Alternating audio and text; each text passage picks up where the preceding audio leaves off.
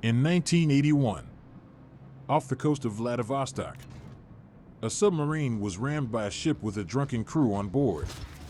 Having received major damage to the hull, the submarine sank like a stone. More than half of the crew died. The survivors fought for their lives for 2 days. We will tell you the details of this story right now. Vladivostok is a port city in the Russian Far East.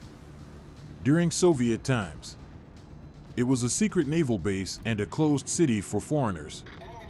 It was here that the diesel-electric submarine S-178 sadly ended its service. It was built in 1954 according to Project 613, the most widespread in the Soviet submarine fleet. A total of 215 submarines were produced under Project 613 in various modifications, all of which were distinguished by high reliability and ease of operation. The characteristics of the S-178 submarine were as follows: surface speed 18 knots, underwater speed 13, maximum diving depth 180 meters. The ship consisted of 7 compartments. There were 6 torpedo tubes on board, 4 in the bow, 2 in the stern. Torpedo tubes could also be used as emergency exits. Sailing autonomy is 45 days. The S-178 submarine cannot be called problematic. Over 25 years of service, only 2 incidents with it are known. Once the boat got stuck in the ice and was freed by an icebreaker. Another time she was caught in a strong storm. Her light hull was damaged, and she was repaired and modernized.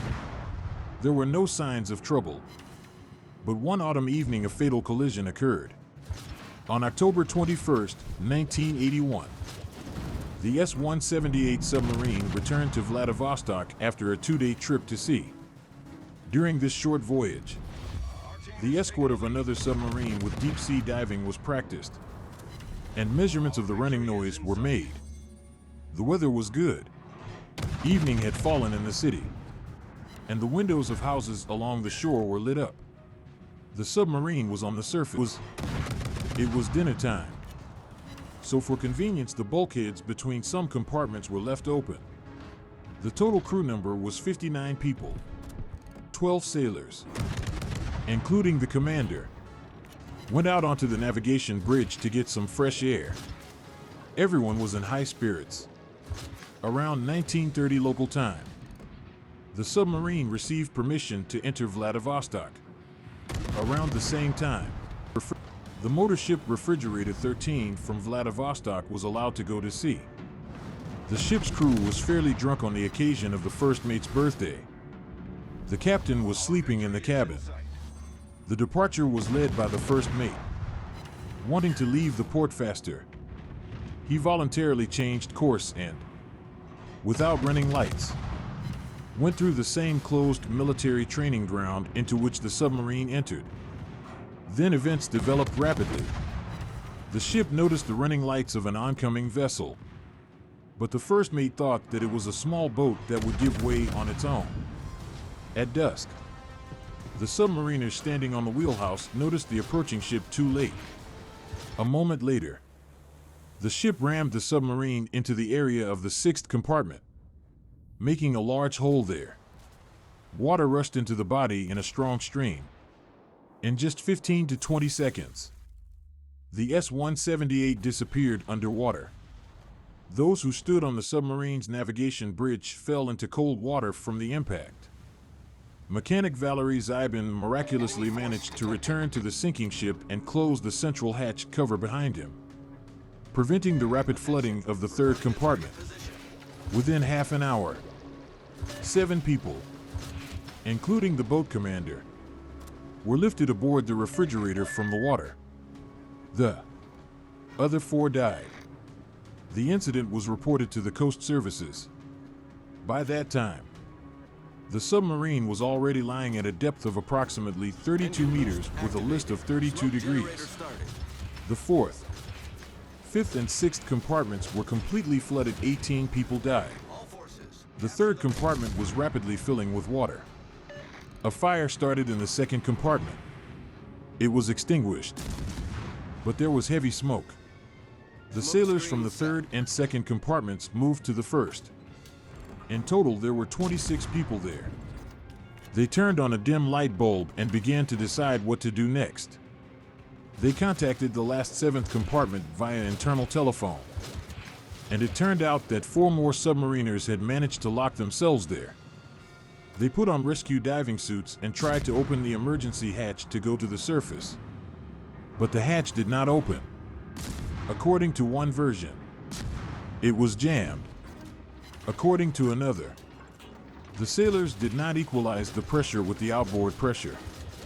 The exit through the stern torpedo tubes was also closed for them. There were heavy torpedoes inside. In a matter of hours, water completely filled the seventh compartment. Now they were fighting for life only in the first compartment. The mood in the first compartment was depressing. The submariners had only one way out through the bow torpedo tube. This is a pipe about 8 meters long and half a meter wide, which is filled with water and must be crawled through in an uncomfortable protective suit. You cannot ascend from a depth of 32 meters using the free ascent method. Otherwise, decompression sickness will occur and death is possible. It is necessary to use a view buoy. This is a float on a cable with special units musings. Ascent via cable occurs slowly, with stops, reducing risks to the body. At night, rescue ships approached the scene of the accident through an emergency buoy released from the submarine. Telephone communication was established with the first compartment. We learned about the situation on board. There was a minimum of food. There was not enough life-saving equipment for everyone. There was no warm clothing. And there, in the depths, there was a terrible cold. The air supply remained for no more than 3 days. They also found out that 27-year-old First Mate Sergei Kubanin took command. It was decided that divers would deliver things and food by placing bags in the torpedo tube. To avoid decompression sickness, the submariners will be transferred via cable to the rescue submarine of the Linux project, which will be nearby. The agonizing wait began. The rough seas cut the communication cable. With each passing hour, it became more difficult to breathe in the first compartment. Tension grew, and the uncertainty of the future weighed on the sailors' psyche. In order to somehow raise morale, Sergei Kubanin found naval insignia, first-class specialist, excellence in the Navy, master of the Navy, and others. In the light of a dim light bulb, he awarded the submariners these badges, assigned new ranks, made entries in military IDs, and stamped them. The mood in the team immediately improved. 20 hours had passed since the accident. There was no help. Then Sergei Kubanin decided to release the first 3 people to the surface. The view buoy did not float up, the cable got tangled. So the submariners came to the surface using the free ascent method. Rescuers found them and provided the necessary assistance. The exit of the second trio turned out to be fatal. All 3 went missing. Almost a day passed before the rescue submarine stood next to the damaged S-178. Due to a broken hydroacoustic system, Linux lay down on the ground blindly and often surfaced to recharge its weak batteries. Stormy weather also slowed down work. Finally, everything was ready. The divers stretched a guide rope between the boats and put a bag of things into the torpedo tube: rescue kits, flashlights, warm underwear, food, and a note with instructions on how to get out. However, the exit did not go according to plan. Being in an extreme situation, a person cannot always control himself and act according to instructions. Most of the submariners and divers managed to be escorted to the Linux. But there were also those who, after exiting through the torpedo tube, fiercely resisted the divers and floated to the surface on their own, suffering from decompression sickness. Probably, the instinct of self-preservation was triggered. and moving up to the sky seemed a better salvation than going somewhere down into the darkness to another submarine. In general, the rescue operation can hardly be called successful. 6 submariners went missing. It is believed that one of them could have fallen under the propellers of the rescue submarine.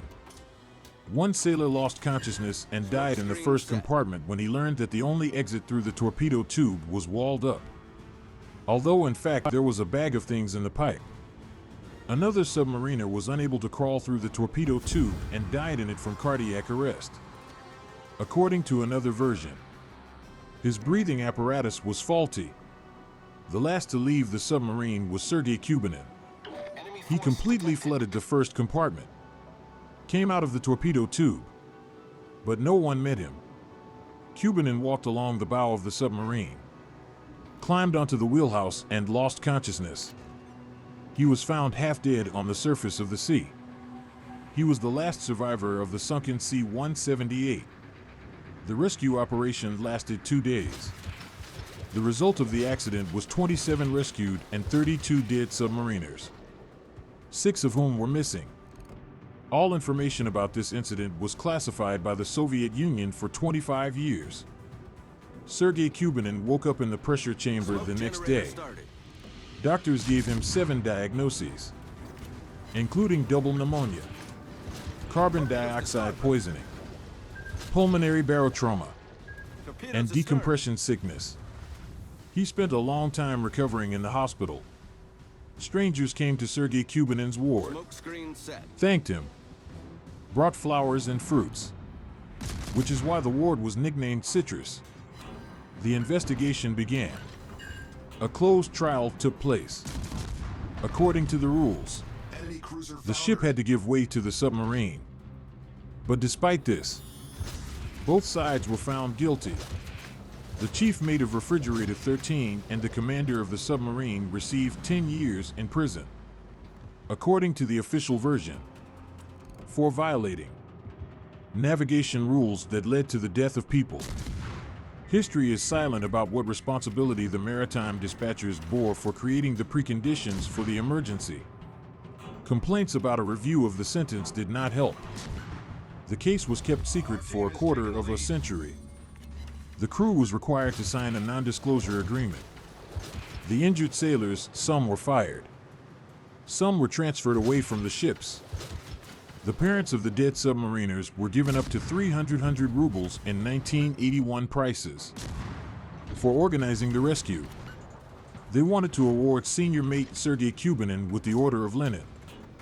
The idea of this went to Moscow, but high military officials felt that the submarine officer did not deserve the award. However, in 2013, Sergei Kubanin was solemnly awarded the Order of St. Andrew I Call. After the tragedy, he tried to prove the innocence of the submarine commander, but he always met resistance along with hints that he himself might be imprisoned. Sergei Kubanin left the Navy and continued to serve in the Ministry of Emergency Situations. The following is interesting. Almost 7 years later, exactly the same accident occurred off the coast of Peru. The diesel submarine was also rammed by the ship and sank at a depth of 43 meters. The rescue of 23 people from the submarine was led by First Lieutenant Roger Cotrina. However, in Peru, the naval officer was treated with great respect. He was offered the position of naval assistant to the Minister of Defense, and his personal belongings and awards were placed in the Navy Museum. Once a meeting was organized between Roger Cotrina and Sergei Kubanin. But let's return to the S-178. It was raised to the surface in less than a month and was towed into a dry dock. The bodies of the dead were taken out of the compartments and buried with honors. The submarine was scrapped. All that remained was the cabin, from which they made a monument and installed it in the Vladivostok Naval Cemetery. Every year on October 21st, people come to the memorial to lay flowers and honor the memory of the fallen sailors. In the 1990s, the memorial was raided by vandals. Non-ferrous metal plates with the names of sailors were stolen. It took several more years to restore these slabs. After the death of the S-178, special orange lights began to be installed on all domestic submarines, indicating the submarine on the surface. The 1981 rescue operation went down in history. This was the first and only time in the world when submariners were transferred from a sunken submarine to a rescue submarine.